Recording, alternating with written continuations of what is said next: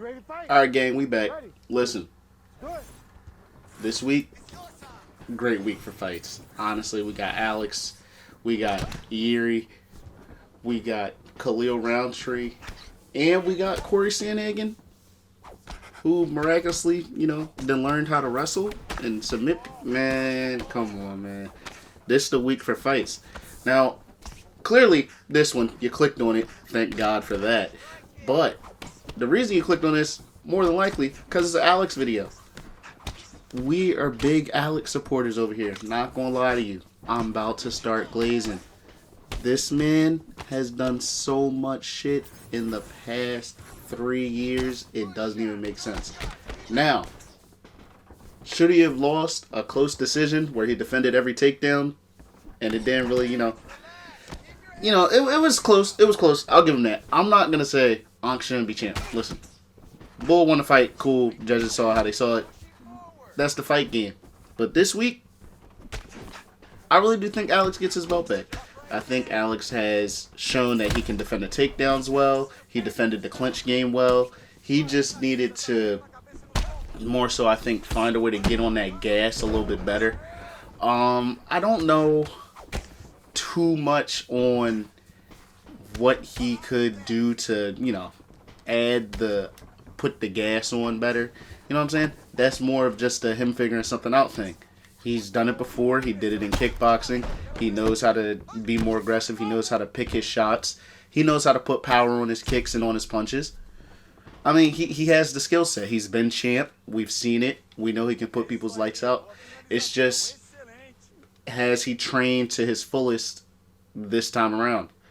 But with that being said, we're going to the next fight. Now, listen.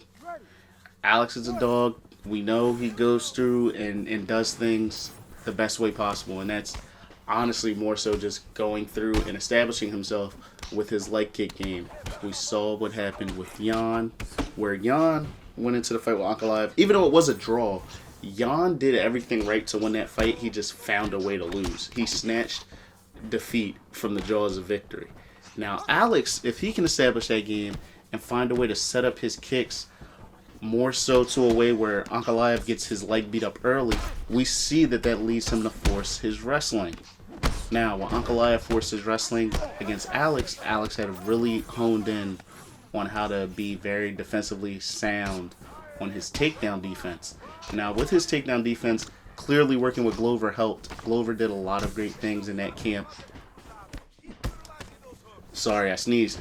Glover did a lot of good things with that camp because the thing that made that fight so razor thin that people see it a certain way is that he defended the open mat takedowns. He defended the clinch game against the cage because when he got clinched, there was no damage, which leads to the ambiguous scoring again of, do you score control? Do you score damage? You say you score damage highly, but he did nothing but hold somebody there. Listen, I'm not a judge. I'm not here to say if that's there. When it happened with Corey and TJ, I was like, okay, I could kind of see it because he controlled him the whole time. But then TJ was trying to do things. He just got nullified. Same thing with Ankalaev. He tried to do some things. They were just nullified. And it's like, okay, so what does that mean? And as long as scoring is ambiguous, we're going to keep having these problems when it comes to the clinch game. Because it's going to be some people that see it as nothing happened. And when nothing happens, it's like, did you just get scored a victory on a round for nothing when the other guy, let's say, landed 2 calf kicks and you, in the eyes of most people, did nothing? So either way, it's a nothing round, but what do you do when there's a nothing round? Do you just go 10-10?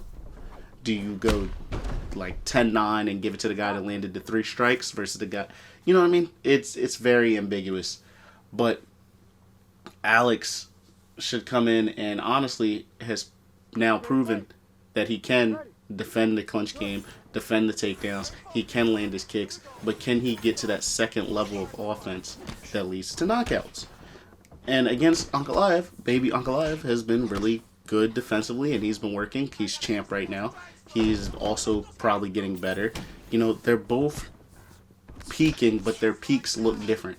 Alex peaks look like a world champion that knocks everybody out, sharpest kickboxer, lands everything he wants. Ankalaev is tactical kickboxing with the occasional wrestling, can find a way to hit you with big kicks, can find a way to go through and also just hit you with something like a good powerful straight as you try to enter. And honestly, I don't feel like people understand that getting hit with a straight on the nose as you try to enter really would just kind of fuck you up. So like it'll hit you, it'll shock you. If your nose actually breaks from it, it'll discombobulate you, and next thing you know, you're off of your rhythm in a fight. So they both have very good intellectual like thought patterns when it comes to their striking game, their timing, their precision on what they want to throw and when to throw it.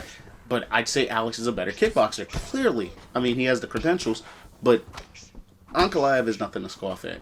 And he's champion for a reason. No matter how you feel about it, he's champion for a reason. So this fight really is building up to, is Alex not as spread thin as last time, where he was training all over the world, going to places like South Korea, Turkey, United Arab Emirates. Like, he was just going all around the world, sparring with people's going through U.S. gyms and sparring with heavyweights and light heavyweights. Or not light heavyweights, but cruiserweights, you know what I'm trying to say. Things like that are just giving you good run, keeping your combos sharp, making you stay aware defensively. But it's fun to spar. It's also dangerous to spar close to a fight. But Alex spars close to a fight from time to time. I think he spars up to the week of. You know, everybody has their tendencies. Everybody has things they think work. Max Holloway doesn't really spar at all anymore. Look at what it did for him. He had some of his best performances. Alex spars and like Ankalaev spars, and they in a heavier weight class find success and found ways to a belt. So it really is just what works for you.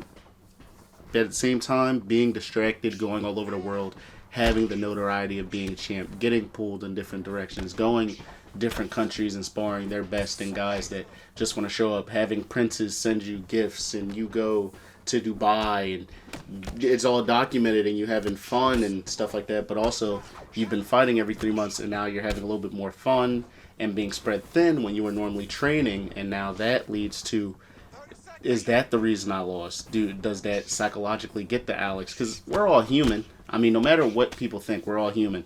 You could have something really just mess up your day and then it throws you off.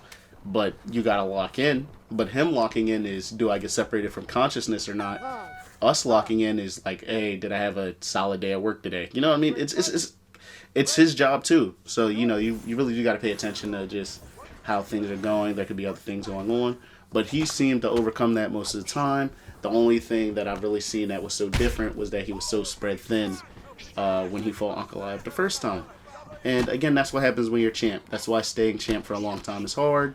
The greats do it. Alex rattled off like what, 3 or 4 defenses with three knockouts, something like that. So shout out him. He really did his thing. I really do believe he can find his way back to the belt. I do not find Ankh to be unbeatable, but I don't think we see Alex as unbeatable as much as we just thought he was better. You know what I mean? When you think somebody's just better, you don't expect them to lose. But also, I believe that came from the Dagestani like overload, and some people are tired of seeing them on top. So when they see Ankalaev, it throws them off. Even though Ankalaev is KO, by the way, even though Ankalaev is genuinely a kickboxer, not more of a wrestler, but they keep trying to say he's a wrestler, but he's kickboxing almost every fight he's had in the UFC. Even when you go back and watch some of his fights, he's kickboxing. But, hey, Alex this Saturday, I'm really happy to see it. Life is good. And that's pretty much the video, man. I really appreciate y'all watching. You know, like, subscribe, do anything you can. Share the video. Do what you want. But, you know, that's the way it goes. We root for Alex this Saturday. Thanks for watching. And that's it. You know, tune in for the next one.